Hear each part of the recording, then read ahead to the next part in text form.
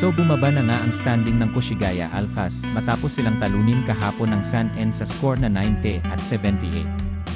Magandang araw mga boss, Game 2 ng San-en laban sa Koshigaya Alphas. Panoorin natin ang highlights ni Kai.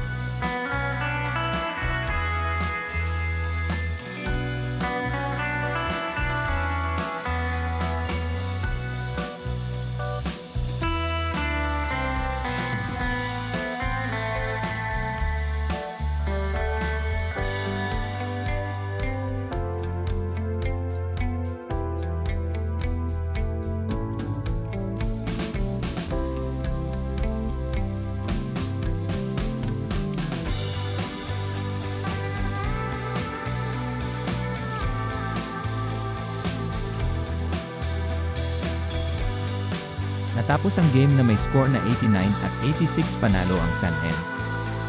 Individual stats naman ay may 12 points, 13 rebounds at 1 assist si Kai.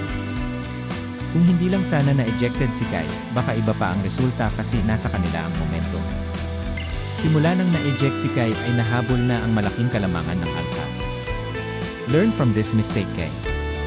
Abangan na lang boss ang next game ng Koshigaya Alphas ay sa Wednesday laban sa Utsunomiya Breaks.